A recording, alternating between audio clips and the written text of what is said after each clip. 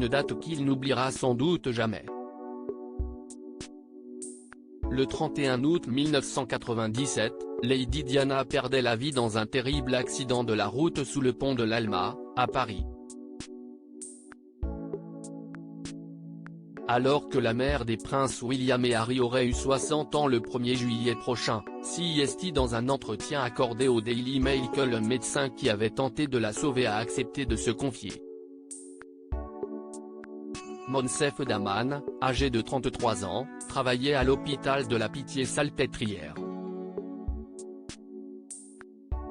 Avec émotion, il s'est souvenu, la pensée que vous avez perdu une personne importante, dont vous vous souciez personnellement, vous marque à vie.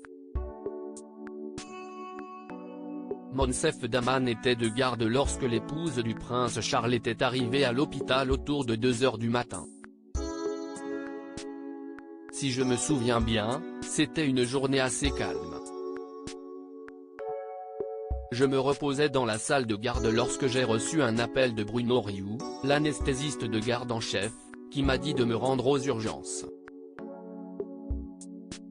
On ne m'a pas dit que c'était Lady Diana, mais qu'il y avait eu un grave accident impliquant une jeune femme, a-t-il révélé, avant d'ajouter, l'organisation de l'hôpital de la Pitié-Salpêtrière était très hiérarchisée.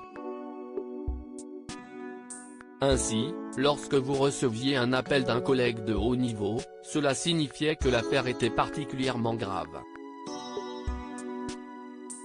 Monsef Daman, nous nous sommes battus dur marqués par cette terrible nuit, le médecin a assuré avoir tout essayé pour sauver Lady Diana. Il a en effet révélé au tabloïd britannique, nous nous sommes battus dur, nous avons beaucoup essayé, vraiment énormément. Franchement, lorsque vous travaillez dans ces conditions, vous ne remarquez pas le temps qui passe. Alors que le décès de Lady Diana a bouleversé le monde entier, CEST avec une certaine émotion que Monsef Daman a ajouté, quand CEST une princesse et que vous suivez ses funérailles avec des milliards d'autres personnes et que vous avez essayé de la sauver, cela vous marque évidemment.